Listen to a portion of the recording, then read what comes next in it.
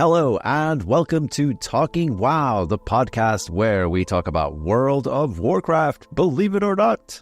My name is Tom, and I'm looking a little different today if you're watching the YouTube video. And we are going to be talking about the all-Druid fun raid, which was led by my wonderful co-host over there, Marty. Hey, Marty. Hello, how you doing? I hope you can bear with me this morning. So, Marty, this past week, we took part in something very special with the Dungeon Dojo. And it was heading into Amirdrassil with what seemed like a great idea, a full raid of Druids. And this idea came up around the launch of 10.2 with Amirdrassil going into the Emerald Dream. I don't really know whose idea it was. I can't really credit the individual, but I will just say Dungeon Dojo, World of Warcraft community there came up with this idea to do this raid. And obviously it's not an original idea. There's guilds out there, all-Druid guilds and such like, but we thought it would be fun in the community to head in there. And somehow, Marty, you ended up then eventually being in the lead for this. I was, yeah, and some might say that this was like a perfect event. Lots of cats, lots of owls, lots of bears, and yeah, it was lots of trees as well. So it was. I can't believe how many puns you're trying to fit in here. And it was so much fun, and I ended up actually leading it because it was actually very close at getting cancelled for various different reasons.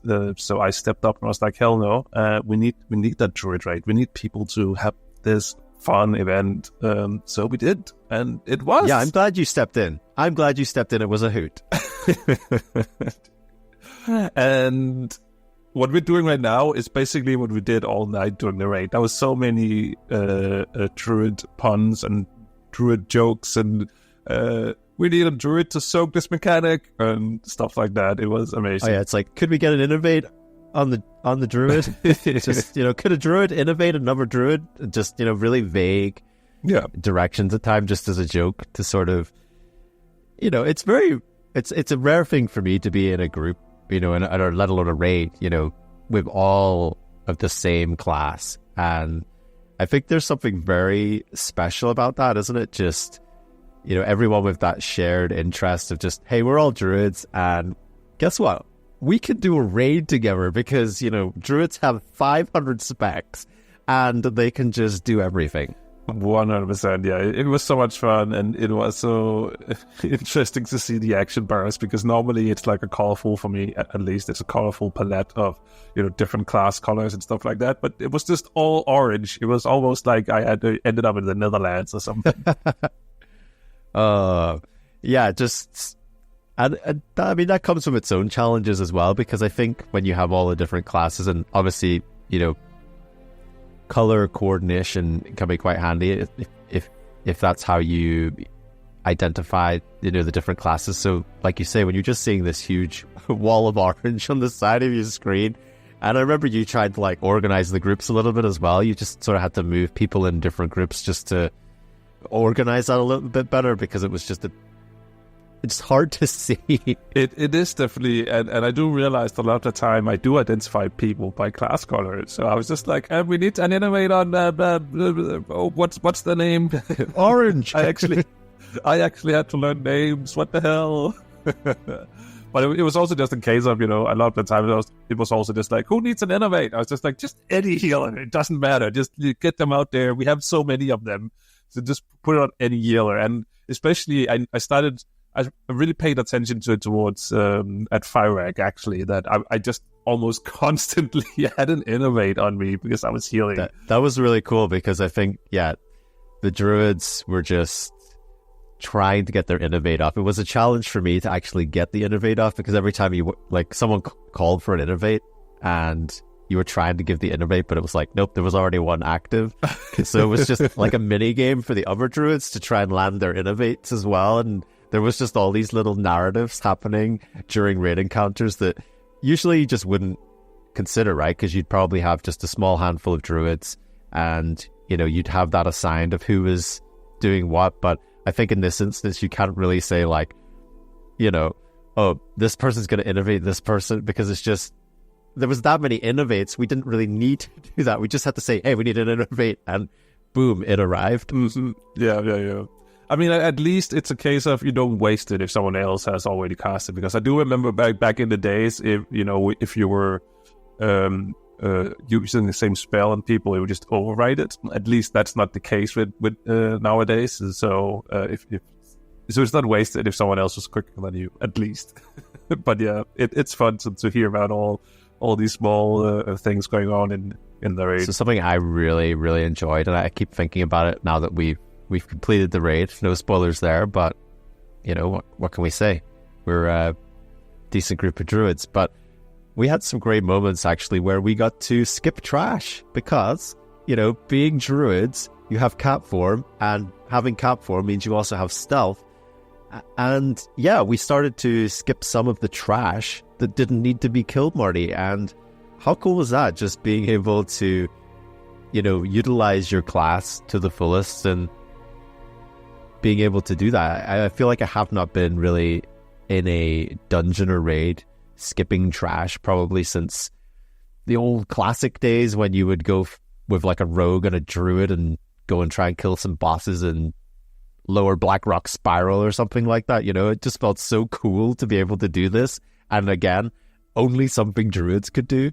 It was so amazing that just skipping all the first pack of trash and just go straight to the first boss. I think we accidentally pulled like the last pack or something like that because they have stealth detection, but we skipped everything else. We just stealth through it, and it's just like, it felt so good. It was like so amazing to experience that. I think Blizzard are going to watch that and then they're going to be like, okay, we need more stealth detection mobs in raids because... I don't think so. I think this is fun. This is, it's not something... Yeah, there you go. You said the word fun. You said the word fun, and we know what that means. You're not allowed to have fun in World of Warcraft. That's going to be adjusted in the War Within now. But it's not something everyone can do. You literally do need to have a full raid of Druids, maybe add a rogue here and there, but, still, it's not like the normal setup can do this, the normal raid setup. So I think it's perfectly fine that if you go out of your way to only bring stealth classes, let them have fun. Yeah, I agree. I 100% agree, because this was... like one of the highlights of the raid for me, just being able to be like, hey, we don't have to kill trash. Killing trash is the worst part of raiding, right? So now you don't even have to do it. Just another reason why, an all-druid fun raid is very fun. One thing that I also, speaking about, things mechanically druids can do that I realized right after we killed Smolderon, I started going through my head, the tactics for Tendril, and I realized instantly, holy, no, wait a minute. We have mass entanglement. We don't need to DPS that. We could just shift out and shift back into a form and then just continue like nothing happened. We could completely skip one mechanic. And, I was just like, I hadn't thought about it before, but when I realized in the moment, I was like, this is great. This is so great. It was a thing of beauty, wasn't it? Almost just the synchronization of druids, like switching forms and the roots just dissipating, and it's absolutely glorious that, for the downside of bringing all druids, I mean, let's just put it out there, you're only getting, one set of buffs really. You're not getting all your class buffs, you're not getting all that utility that you might usually have, but then just that challenge of being like, well, what can we do to our advantage? And this was like a huge thing that actually we could just pretty much cheese this whole mechanic, because druids just can shapeshift, and that's how they get out of roots, and boom, that mechanic is just like, well, that was very straightforward.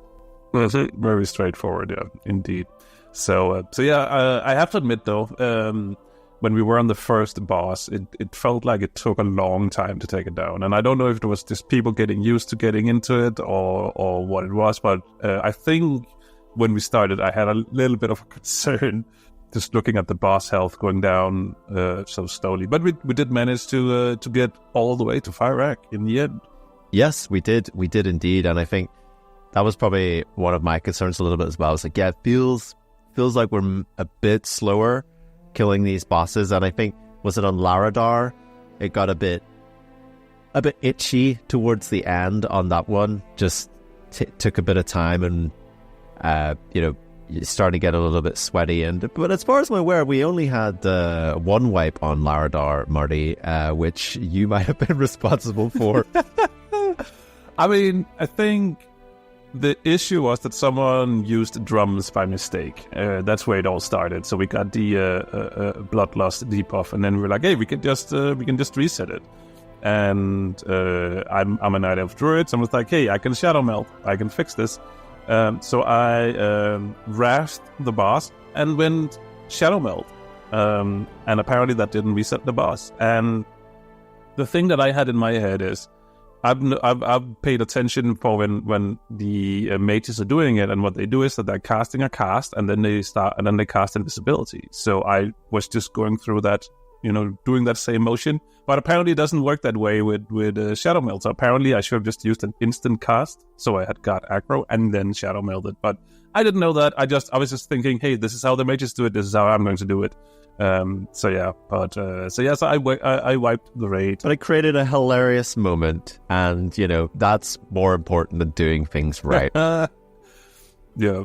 We also did have a proper wipe on Firewreck as well, which is pretty natural. It can be a tough fight, especially when you're only druids.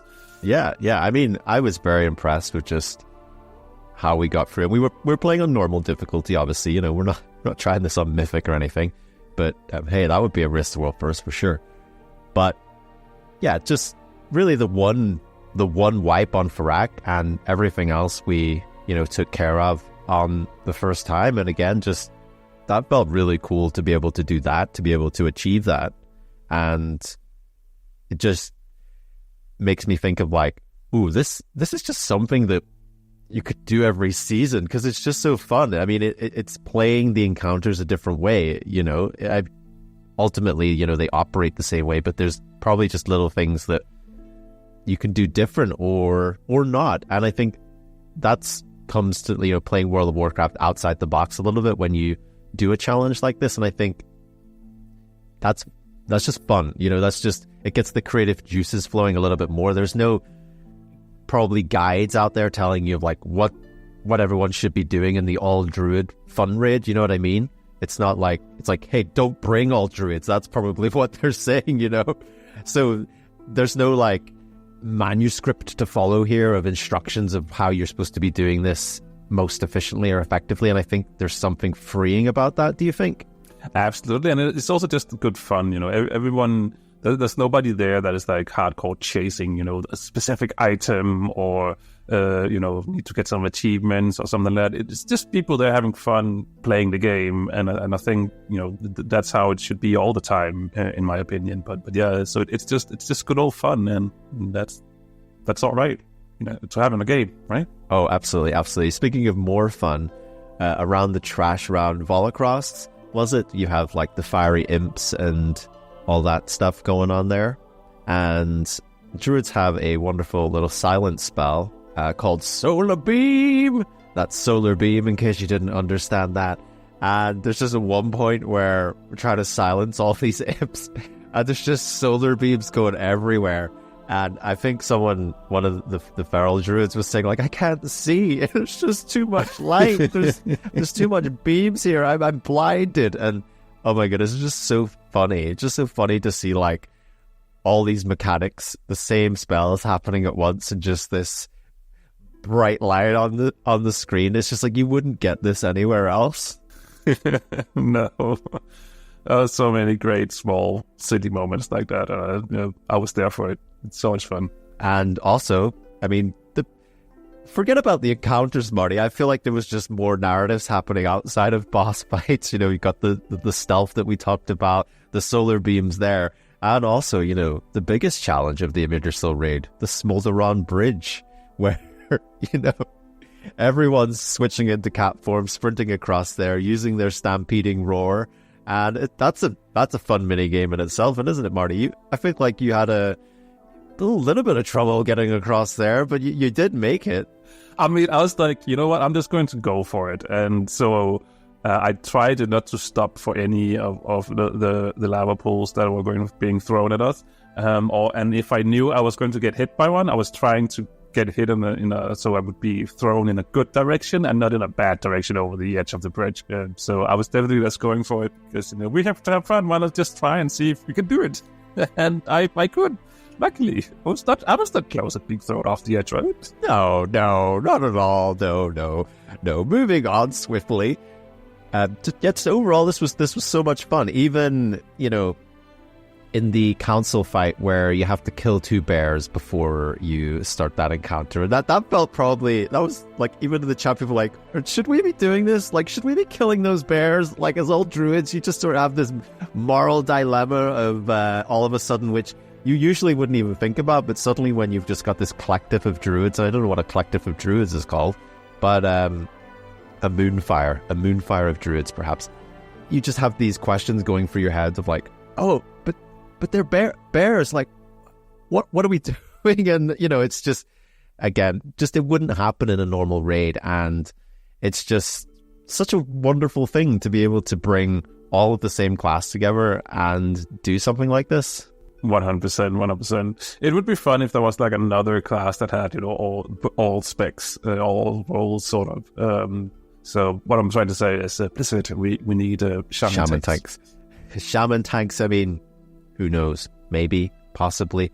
I know that this has sparked a lot of conversation about, all paladin raids, all monk raids, and I think that's something I would love to see more of. I think it's just so cool to see that kind of composition. It comes with its own challenges, like we mentioned, but it definitely brings me back to like the days of classic WoW where, you were maybe going to Strathhome or something and you took 4 paladins and a priest or something, you know what I mean? It's just really taking, that meta and absolutely blowing it up with Moonfire spam, you know what I mean? I absolutely love it, and I can't wait for like the next seasons where maybe we try and do things like this again, because honestly, finding like unique and different ways to play Warcraft, it's just the best. It 100% is, and we already have been thinking about making other sort of silly roles for raids. We did talk about one needed to be like a full Vulpera raid, so no other places that Vulpera is allowed. So I mean, it's not the same challenge, but it is still sort of like a challenge because Vulperas cannot be all classes, so that would definitely be somewhat some classes that would have to sit out and stuff like that. So don't know what we're going to do, but we definitely have some thoughts about what we want to do in the future. What about you out there listening in? Has this got your creative juices flowing for a unique, fun challenge in World of Warcraft? Why don't you let us know about that? And hey, if you're a druid and you're listening to this as well, why don't you start your own fun raid? Honestly, it's so much fun, and we can't recommend it enough right here on Talking WoW. And you can find us in all the places that you can usually do that, on social media and on YouTube. And yeah, thank you very much for listening to this episode. I've been Tom. I've been Marty. And we've been Talking WoW. Thanks for tuning in, champion. Did you enjoy this episode of Talking WoW? If so, why not drop a review on your podcast catcher of choice, or leave us a comment. You can find Talking WoW on Twitter or YouTube over at Talking WoW. Hope to see you again soon.